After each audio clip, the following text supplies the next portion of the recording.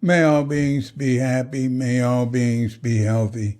May all beings be free from harm. May all beings love life. May all beings awaken. I'm DC Puba of Cuke Audio and Cuke Archives, preserving the legacy of Shunryu Suzuki and those whose paths crossed his, and anything else that comes to mind. I pray that you and yours are safe and comfortable, free from economic hardship, and able to get out and do whatever it is you want within the limitations of the universal precept of do as little harm as possible. Today we share another brief memory regarding Suzuki Roshi. The intense emotional experience came upon me the first time I saw him at the San Francisco Zen Center. It was not triggered by anything he said or did. I've thought about this many times. I am not one given to being overly emotional, to put it mildly. Perhaps it had something to do with the setup. I had been up since maybe 3:30 a.m. We had done 2 25-minute meditation sessions, plus the breakfast and about 15 minutes of walking meditation, then upstairs and chanting and prostrations. He entered the room slowly, turned and stood silently facing the room, and I was destroyed. Even now, these years later, I still weep trying to type this. I struggled not to sob out loud. I had not a clue what was happening to me, but I knew it was important. That beaming face. I felt overwhelming gratitude. It was ecstatic weeping. I knew with absolute certainty that my life had changed. This story is from an anonymous contributor. Didn't even send it to me directly, and thought about it a long time before sending it. And he sent 2 other memories that I will follow up with next time. Well, it sounds like this person came on a Saturday and did the 2 40-minute, not 25-minute, sitting periods with a 10-minute walking meditation, keening in between. Breakfast, he said, then breakfast. Well, I think he's got the order wrong. Then they walk upstairs and have a service. And this is at the Page Street City Center. And then breakfast is after that.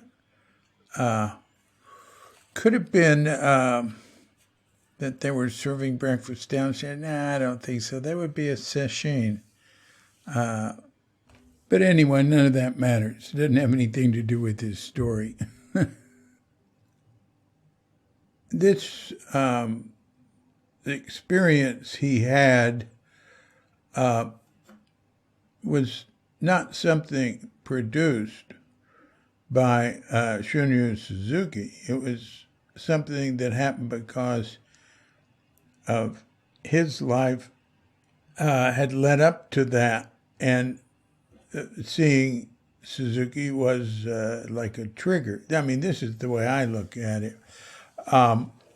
But Suzuki did have great presence, and somebody could look at him and pick up on something unique. In fact, that was quite common. This is a rather unusual reaction to seeing him for the first time, but not unheard of. And this sort of relationship with the teacher, he only saw him 3 times, is not outside of the Buddhist tradition. Different people have different paths.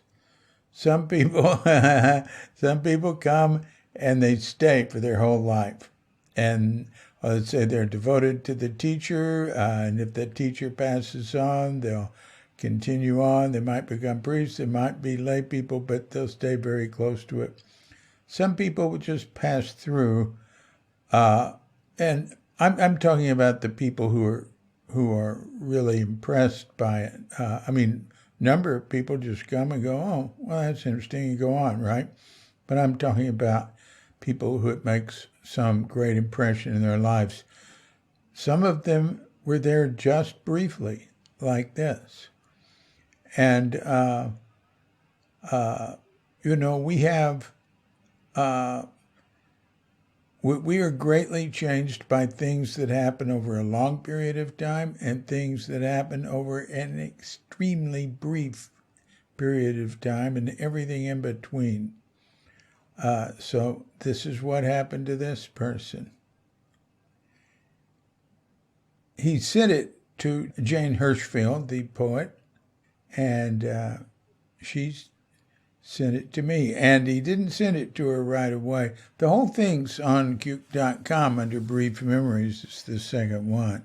So you can read his whole letter and her comments there.